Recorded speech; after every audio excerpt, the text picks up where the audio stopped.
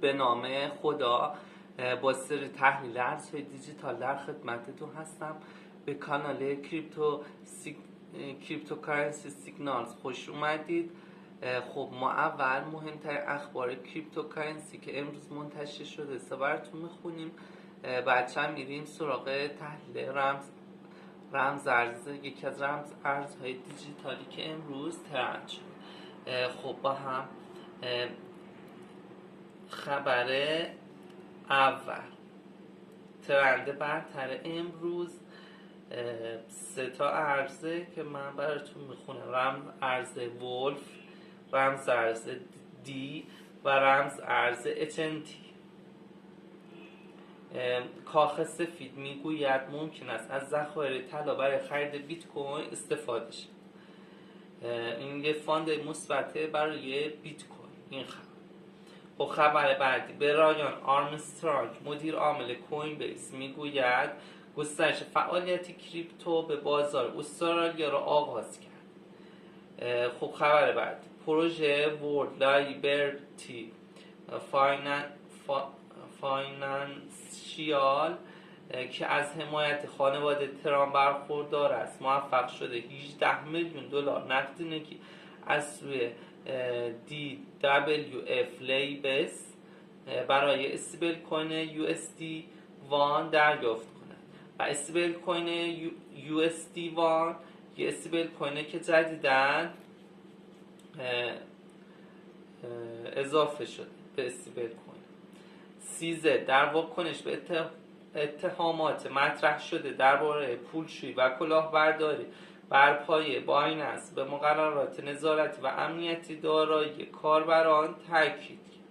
13 مدیر عامل بایننس، راه اندازی USD1 ولت توسط لیستا دایو، رشد قیمت توکن لیستا با حمایت سیزه. پروژه لیستا داو با معرفی USD1 ولت اولین استفاده واقعی از استیبل کوین USD1 وابسته به پروژه WLFI را روی شبکه بیپ 20 آغاز شد.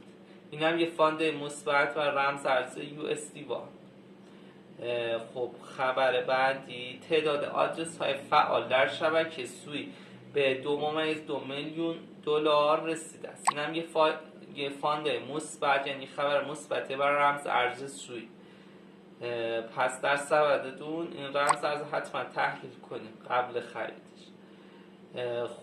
خبر بعدی، جاستین سان ارز دیجیتال هیچ تعرفه‌ای نمیشناسد و در بازارهای سعودی و نزولی حرکت میکنه. این هم آخرین خبر بود که خدمتتون گفتم. میریم سراغ تحلیل تکنیکال یکی از رمز ارزهایی که ترند شده. با ما همراه باشید. با ادامه ویدیو در خدمتتون هستم با کانال کریپتوکارنسی سیگنالز. همونجور که گفتیم 3 تا رمز ارز ترند امروز بود که یکی از رمز ارزها رمز ارز THA که با هم از نظر تکنیکال بررسی میکنیم.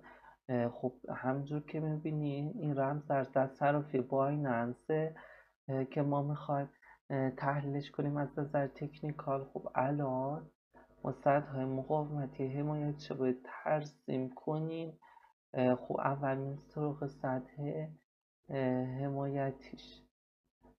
همونطور که میبینید نمورنگ سطح اینجا یه سطح حمایتی داره، یعنی در گذشته از این سطح قیمت پایین تر نرمید. اگه اینجا رو بتونه یه حمایتی کنه که فکر کنم قصدش داره اما هنوز بکنش نشون نداده که بشکنه یا نه. سطح های مقاومتی یه سطح داره اینجا، بله دقیقا یه سطح اینجا. حالا بعد سطح دوم مقاومتیش میاد اینجا، سطح سوم مقاومتیش میاد اینجا. و سطح چهارمش اینجاه و سطح پنجمش اینجا. خب اگه این سطح ها به بالا بشکنه تارگت اوله میشه اینجا، دوم میشه این، سوم میشه $2.50 و چهارم میشه $3.27. بله اگه از این طرف بخواد بشکنه تقریبا تا اینجا با میتونه نفوذ کنه دیگه. کلا فکر کنم اگه از این سمت بشکنه دیگه هم سر چیزی ازش نمونه.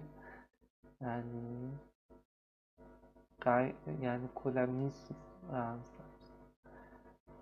آره الان هم قیمتش 24 سنت دیگه، بخواد زیر 1 سنت بیاد پایین دیگه رمز از کلا از رده فکر کنم خارج شده باشه، یعنی سرمایه طرفی که اینجا خریده پول شده. خب این هم از تحلیل رمز ارز THA که با هم دیگه داشتیم.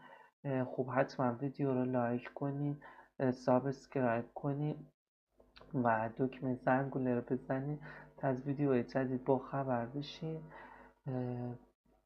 خب شاد و موفق و پیروز باشین تا ویدیوهای بعدی.